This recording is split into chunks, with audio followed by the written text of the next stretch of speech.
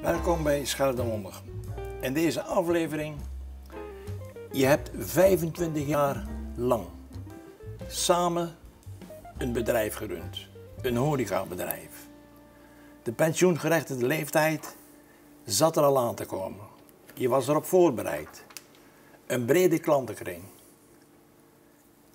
En dan dat moment dat je nog één keer wil knallen voor je cliëntele. Een breed publiek. En dan zijn daar plotseling drie lockdowns. Je had het je zo anders voorgesteld. Wie dat is overkomen, is mijn gast van vanavond, Wilfried Neven. Goedenavond. Wilfried, zo is het gegaan. Yes. Ja. Helemaal. We hadden afgesproken voor de uitzending dat je het liefste praat in je eigen dialect. Ja. We gaan de intro niet opnieuw doen in dialect. Nee, laten we dat maar niet doen. Nee, Ze waren geboren zijn zo gaan praten. Goed. Wilfried. Ik zei te gast Wilfried Neven. Ik had hen aangekondigd, Wilfried en José Neven. Ja. Want die 25 jaar heb je dat altijd gedaan. Dat klopt. Maar José gaf niet dus. Die zei van, hij moet eerst mee kan straffen, dan moet je dat laten doen. Dus ja, ze zei ja, een groter en een oer bij het schip bestaan niet. Dus ja, ga je dat maar doen dan. Dus ja, dan denk ik dat maar gedaan niet. Natuurlijk, dat respecteren we. Maar ergens is dat natuurlijk toch een beetje jammer. Dat is heel jammer. Want ja. hij bij jullie de zaak binnenstapte, die eerste die hij zag, was José. Altijd. Altijd José. Ja. De gasten komen binnen. Ja. Goedenavond, leuk dat je er bent. Alles goed? Ja. Zag je de jas aannemen? Dat beginpraatje was eigenlijk al het begin voor jullie vier gasten van een leutige avond uit. Nou, dat is het omkeerpunt van de drempel. We hebben geen drempel meer. Mensen kennen ons. Maar wie kent ze het meest? José. Ja. Dat was het gezicht. Dat was de moederkloeken. Meer kleine kinderen onder haar. Goed, maar met u te noemen. Ja. Toen is ze weer blij, hè? Is ze nog blij? Ja, content? is ze blij. Okay. Is ze content, hè? Dus nee. ik kan weer tussenkomen. Nee. Even voor de kijkers. Zomaar een korte terugblik. 25 jaar. Ja. Op het Spuiplein in Brescies. Ja. Dat was jullie eerste zaak zelfstandig? Ja, klopt. Daarvoor als kok gewerkt? Ja.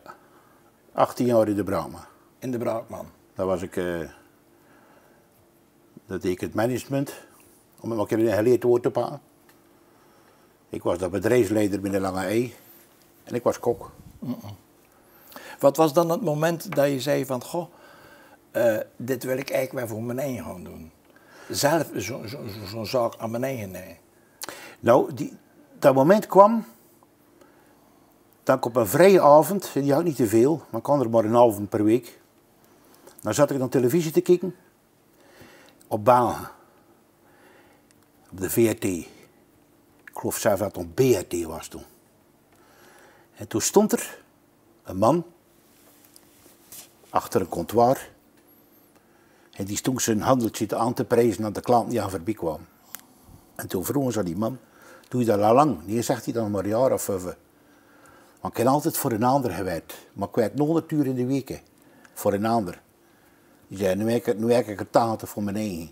Ja, ik geloof dat ik beter af zie. En dat denk ik me nog verstoken.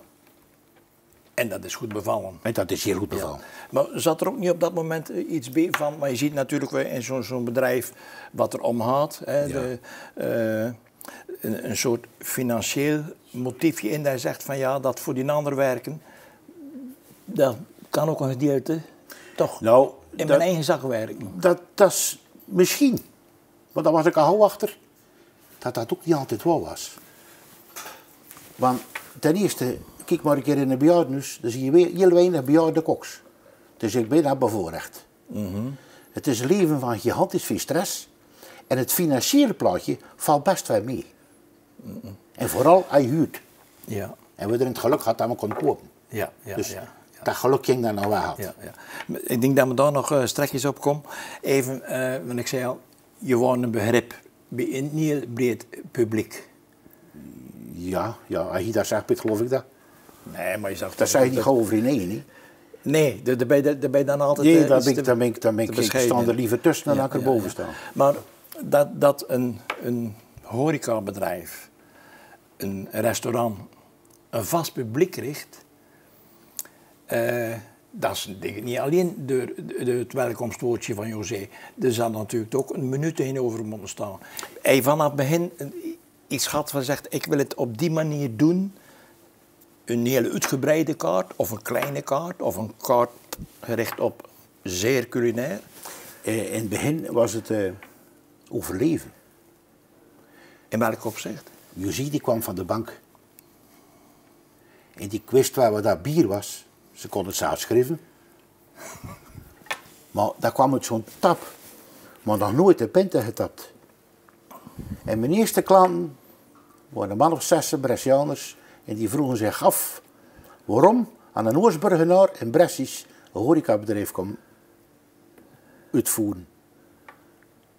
En toen zei hij, in een vlaag van kennisgeving, laat ik het maar zo noemen, dat is de enige plek in Zeeuw-Vlaanderen waar het er nog geld zit. En dat is me goed bevallen toen. En toen ik zie de eerste pinten laten tappen aan die mensen. En die zeiden toen van, mij vrouwtje, doe je dat maar zo goed, dat komt goed. En dat was voor mij een stap. En nog niet ooit over culinaire gedacht. Gewoon, ik heb altijd gezegd, een heerlijke keuken. Vlees is vlees, groente is groente en zoveel mogelijk vers. Daar zijn we mee begonnen. Dan kom op een gegeven moment, draait de tent. Ja. Hè? Ik denk dat je ook wel dan ziet wat voor soort publiek er binnenkomt. Hè? Dus wat ze graag op het menu zien. Ga je dan de menu dan nog meer aanpassen? Ik ken van zijn leven nog een keer op een hotelschool gezeten. En daar zit er een keer een hele oude chef uit de koude keuken. Die zei, een menukaart, dat kan je zelf altijd maken. Geen probleem. Maar lust het wel alsjeblieft naar je klanten. Want die geven je soms ideeën waar je heel veel mee kan doen. En dat denk ik wel gedaan. Ja, want dat bedoelde ik eigenlijk, misschien was het niet duidelijk genoeg, van dat je menus echt hebt aangepast, niet alleen voor de klant. Was er nog ruimte om, want ik denk dat je ook voorkeuren hebt, dat je zegt van kijk, als ik dat gerecht of dat gerecht kan en mag maken, daar heb ik meer affiniteit mee als... Het standaard eten, om het maar zo te bedoelen. En wat versta je dan onder het standaard eten? Dat is een biefstukje en een sliptongetje en een stukje kabeljauw en een vispannetje. Dat zie je van de Marien, van Spuipeling tot Islus. Langs de kust en al. Dat is een standaard gegeven. Ik praat over toen, niet over nu. Maar wat ik verschrikkelijkheden doe, dat is wild. Dat is heel kort in het jaar. En een stille tijd. Er is heel veel werk aan, als je het goed wil doen. En daar kan je passie, daar kan je, ja, je gevoel kan je daarin steken. Als die sausen over dat hertenbiefstukje, als dat op de kant van je lepel is, of de bolle kant, het lijkt wat slik, dan heb je goede sausen. Maar als je het zo doet, het is kassis, nee, dan mis je wat. Zit er even een andere Wilfried tegenover me, nee? Ja, als je vertelt op het moment dat je zegt van dat biefstukje, dat sliptongetje, het is... Of dat je is niet zegt meerderwaardig. Nee, dat weet ik wel, zo zeg je het ook niet in. Maar op het moment dat je dan even over dat wildheid, je dan, ik weet niet of het in beeld is, maar dan, dan denk ik bij mij, straks staat het hier op tafel. Ja.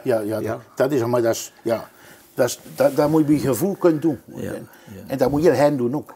Je klanten tevreden stellen, om duur ken je klanten. Ja. Deed je daar dan voor klanten ook iets extra's voor?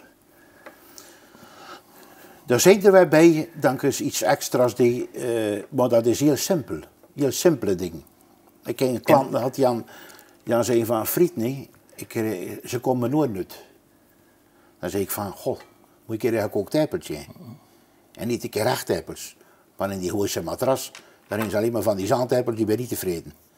En dan gaf ik ze een lekker gekookt beentje, een krumbeltje. En dan zijn die meesten, je hebt de dag van ons leven bezorgd met een gekookte appel. Dus je moest die spieren vies speciaals doen. En soms komt er een heel klein dingetje en dat gaf die meesten, ja, Een openbaring. En op het moment dat klanten een bepaald gerecht willen, bijvoorbeeld stond dat maandmenu, Ja. en je had altijd een vast maandmenu, Ja. en een klant komt terug, die denkt, dat gaat nog een keer eten, en is net van het maandmenu af. Dan ik weinig keer had, dan ik het niet al. Maar dan zou ik wel lang het al. Dan wil ik naar een bezoeker die ik sprak, zei van ja, wat nou weer mee meegemaakt, en misschien is dat een beetje typerend van zoals je erin stond. Die wou dat maandgerecht nog eens zijn. En het antwoord was, dan ga ik even Wilfried roepen, zei José, want dat is eigenlijk van de kaart af. En toen kwam Wilfried die zegt, dat ein ik nog wel, maar met die bepaalde saus, dat mocht speciaal bestaan. Maar je kreeg dat gerecht, ik ga een sausje voor je maken. Dat klopt. En even, maar het kan even duren, Ja. geen probleem. Komt het gerecht op tafel, exact van dat maandmenu. Want wat had Wilfried gedaan? Wat deed hij in dat geval?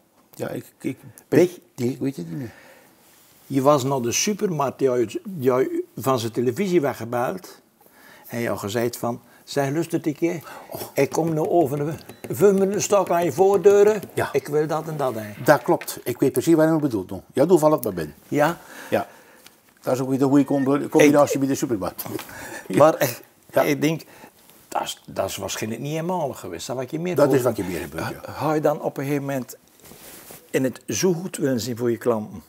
Ja. Ja. Niet erg ver? Nou, ik ben eigenlijk wel blij uit dat punt keer kaart. 13 jaar geleden kwam mijn zoon erbij. Die kwam in de firma. Mijn schoondochter in de bediening. Was een familiebedrijf. Hartstikke gezellig. In het begin, en mijn jongste zoon heeft hij ook nog bij ons gewerkt. Ja. Fantastische kamer. Maar die had iets tegen die daluren. Daar kon hij niet tegen. Die moest buffelen. Maar ja, dat zit er niet altijd in. En dat punt was de enige discussie. Kijk wel een keer aan met mijn zoon. Pa, ik weet niet of je het weet, maar hier gaan we heel ver. Hè. Dan, in dat punt, want er is een moment geweest, heb ik begrepen, dat er toch sprake was dat het over zou gaan. Ja, Hè? daar hebben we voor gewerkt. Ja, dat is niet gelukt. Of niet Dat gelukt. zou- Het had kunnen lukken, maar er was niet de belangstelling voor. Of zeiden Ja. ze van, zo apart gaan we er niet doen? Dat hadden ze sowieso niet gedaan. Nee, nee. Nee.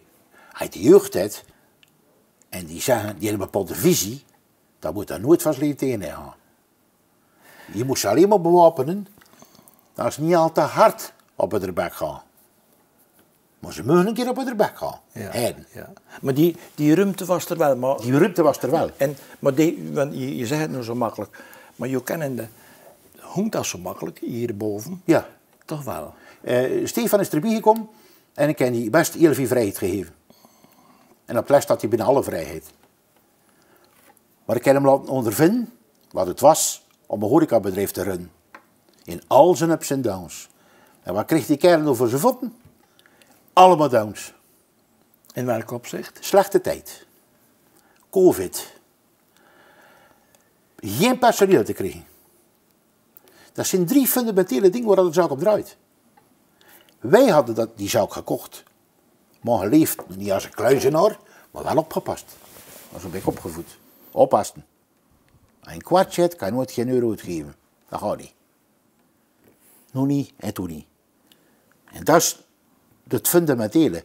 Maar als die jong die zaak zou moeten overgenomen hebben van mij, in deze condities waar we nu op het ogenblik in leven, dat is niet goed gekomen. Nee, nee. En nu is hij zo blij als God in Frankrijk. Ja, ja. Ja. ja. Komt niet af en toe toch een keer terug van, had het dit niet ingezeten nou, had er misschien wel die zaak gehad. Dan had hij misschien wel anders gedacht. Misschien. Heel misschien. Ik durf het niet voor 100% zeggen. Want het is niet niks. ik proef er een beetje uit. Die zegt van, ik ben de ruimte gegeven. Ja. Die dit zat tegen. In het voorgesprek geven we dat maar even na. Zoals ik bij de inleiding zei, daar bouw je naartoe.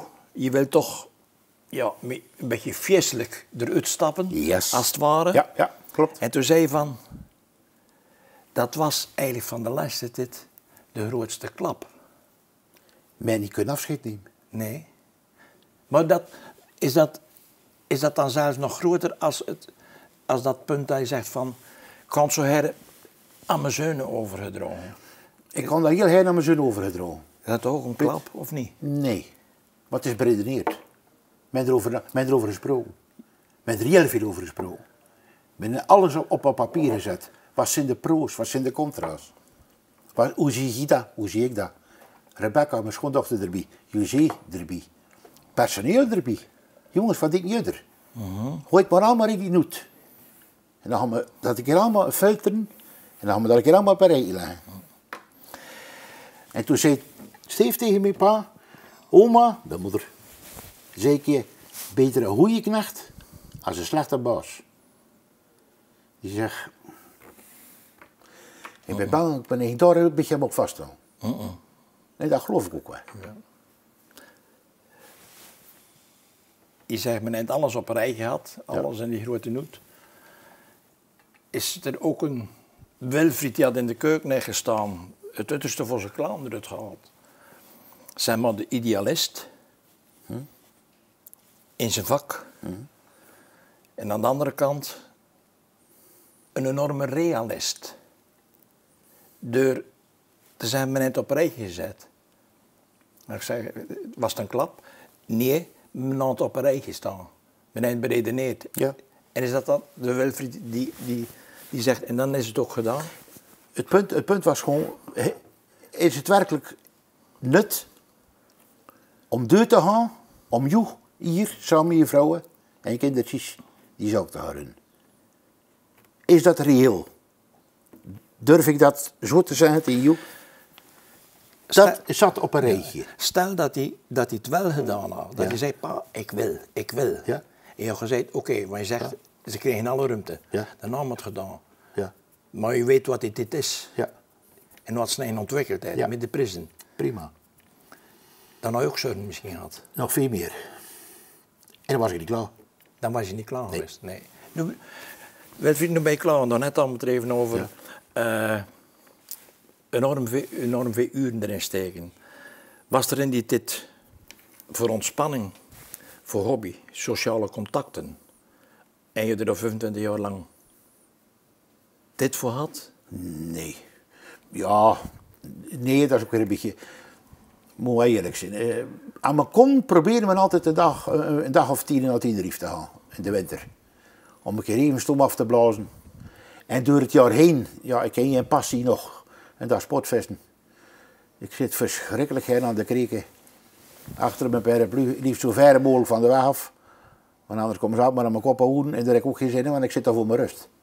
En dan is het een ideale sport om je kop licht te maken. Dan zat al die stress van dat weekend, dat zat al in die krieken. Waarschijnlijk daarom maak ik niet zoveel ving. Maar ja, die vest moest er ook niks van weten. Maar dat was voor mij een passie. En dat is nog altijd zo. Dus uiteindelijk zit men ook aan het zo'n keer even over het milieu en hè. Ja. Het is natuurlijk erg in discussie wat er allemaal de schade in stroomt. Ja. Maar dat begrijpen, we liggen ook nog heel wat in die kregen. Maar dat is stress hoor, maar dat zie je niet. Dat zie je niet. Die heeft profiteert ook. Nee. Het heeft niks met CO2 te maken ook. Nee. En de nieuwe kerst en kreken waar ik dan over praat, Ja. die is de Sportvisserij Nederland opgeroepen aan een van de gezondste waters van de Zeeuws-Vlaanderen. Dus dan is dat ook nog leuk. Die hobby, dat vissen, is dat alleen maar rust? Of zei je van, kijk, dan heb ik toch een hobby.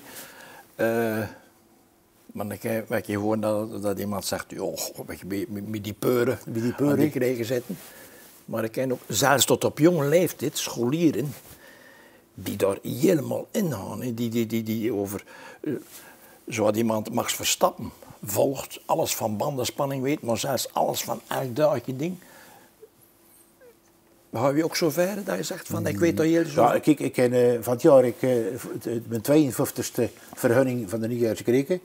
Dus ik ben na 52 jaar en ik daar een vergunning van. Door de jaren heen bouw je, die keer dat je kan, bouw je toch een beetje kennis op. Ja, ja. Dus dat ik het te zien van ja, en van Piet, en van Frankske, van Zwevelhem. Ja, want zit een baan ook natuurlijk op die kregen. En zodoende vergaar je een beetje kennis. Maar wat dat er enorme sprong, dat is, het materiaal is verschrikkelijk. Ja. Die voerboten van 1500, 1600 euro en noem maar op en aan. Maar zo ver gaan ik niet. Nee. We gaan een beetje naar het eind toe, een beetje om af te ronden. Die 25 jaar op het Spuiplein, het Spuiplein zien veranderen. Het is op dit moment alleen nog maar horeca waar daar zit. Vroeger had je horeca, winkeltjes. Ik kan me voorstellen, vroeger had je misschien bij het publiek dat zegt, goh, we gaan naar Bresjes en Mondeur en dat winkeltje nog een keer zien. En dan zeggen we, ik ken een leuke kopen dan, we doen even een stukje horeca. Maar omgekeerd ook. Iemand die zegt, goh, men even de horeca of middag een terrasje pakt. Een leuk winkeltje. Nou Piet, die zegt dat. Die zegt de oplossing voor je Spuiplein. Voor je Bresjes. Zorg dat er van alle twee een beetje is. Maar er is een keer een of andere geleerd iemand, die had ook iets meer dan 6 jaar lagere school gehad heeft. En die had een keer gezegd, Wolfsburg is het winkelhart, dat moet alleen maar winkels zijn. En in Brescia moet alleen maar de horeca zijn. Dat kan je niet scheiden. Dat is onmogelijk. Een combinatie van alles. Pak me toch het mooiste voorbeeld dat wij hier in Zeeuws-Vlaanderen. Dat is toch Sluis. Dat is een ring die rondloopt. En je loopt van horeca, winkeltje. En het straalde elkaar. Het werd gigantisch. Die man die iets meer dan lagere school had, de plannenmakers. Ben je nooit een keer langs geweest om te zeggen van, goh, er zit hier aan dat ding. En je er ook ideeën? Nou, wij hebben het andersom gedaan. We zijn jaren geleden ben ik hier in een delegatie naar het gemeentehuis geweest. Ja, wat we daar gedaan hebben, weet ik eigenlijk in de taal nog niet. Maar de stelletje ja-knikkers. En we snappen het probleem. Ja.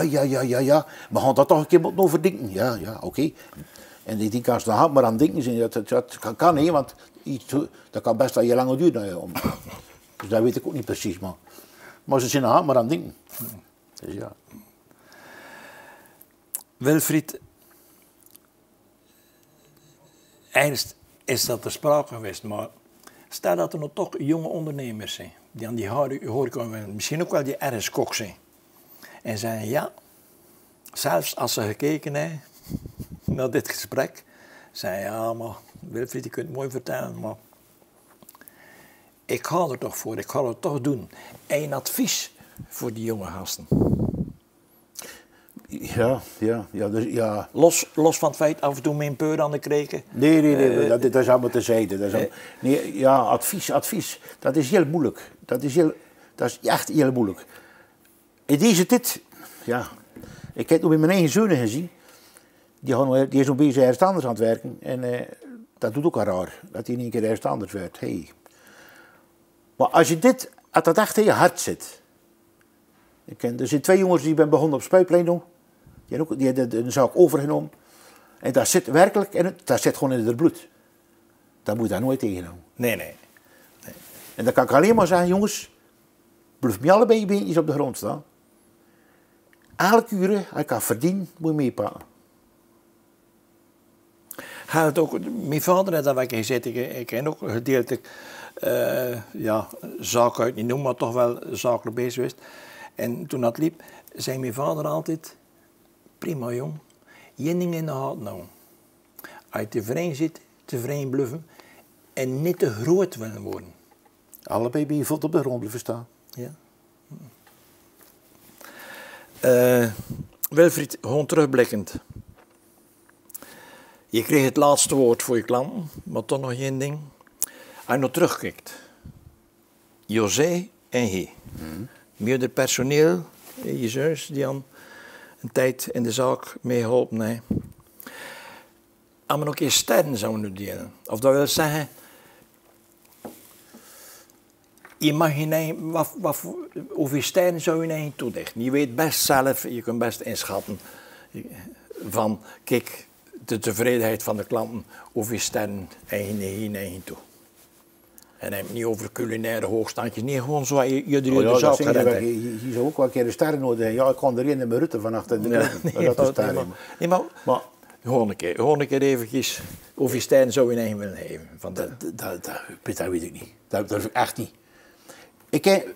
We erin altijd met menselijk veel plezier gedaan. Nee, maar qua voldoening. Qua voldoening of je sterren geef je in eigen dag. Hoeveel mag er geven? 3. 2. 2? Ja. Ik heb even naar onze camerameester zitten kijken. En toen hij vertelde over dat stukje wild, zo hij bezig was, dan liep het kwiel bijna uit de mond. Ja. Dus hij zegt 2 sterren, dan doe Scheldemond, met naam van de camera's, doen de 3e ster erbij. Ja, dat is goed, dat is prima. Dus, dankjewel, Piet. Zijn we het daarmee afsluiten? Ik wou het EUC zijn. Ik heb er een ster bij gehad. Goed zo. En het laatste woord is aan de gasten, voor de klanten. Ja, ik denk dat ik ken al heel veel mensen tegengekomen natuurlijk. Want je bent niet van de wereld afgedonder natuurlijk. Hè. Hier, ik kom bij de Jumbo, ik kom bij de Plus. Dat is sluikreclame zeker, maar ik ga het toch doen. En ik kom bij allebei de klanten, zo kom ik heel heden. En dan kom je automatisch je klanten tegen. En dat zijn Belgen, dat zijn Duitsers. En dat ben van deze kant. Ben een dierbare doelgroep het oogplaten. Daar heb ik heel veel respons van mijn oude vriendinnetjes, mijn meisjes. Zei ik altijd als ze binnenkwam. En een half portie mossels, want dat kon dan. Want die mensen kunnen zoveel niet meer eten. Daar kreeg ik ook een baantje mee. Ja, en ik had eigenlijk een keer culinair nog gedaan. Een weekend voor je klanten. Een symbolisch bedragje. Met een fles Winterby. En geniet nog een keer.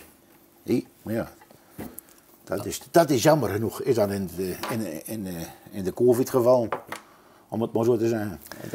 En dat is wel jammer. Maar verder voor de rest hebben we alleen maar heel veel positieve berichtjes gehad. En blommetjes. En je ziet echt wel een hele mooie bossenblom. Dat vond ik wel heel netjes. Dus ja, het is klaar. Het is over. Het is einde. Goed. Wilfried, dank voor het gesprek. Graag gedaan. De groeten aan José. Maar je zei al, we zijn de wereld niet af. Nee, zeker niet. Dus we komen elkaar vast nog wel eens tegen. En de klanten ook. Zeker geweten, Piet. Dan ga ik afscheid nemen van de kijkers. Even welke camera moet. Ja, dat is voor mij nog soms even wennen hoor. Ja, op het dag even. Ik praat er maar in. Goed. Bedankt voor het kijken. En ja, één ding. Wilfried zei al, we zijn de wereld niet af. Dus je zult hem af en toe nog een keer ergens tegenkomen. Het was Wilfried. Was voor mij te voeten het, zwam hem kennen. Recht voor het. Ongeremd. Je kon ook wat makkelijker praten, omdat hij uiteindelijk niet meer in die zaak zat. Dat kan soms ook een klein beetje remmen.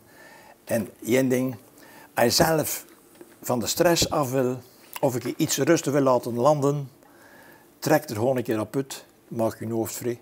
Alleen één ding, laat die kreken even meer rust en Wilfried ook zijn rust. Bedankt voor het kijken en tot de volgende aflevering van Scheldemond.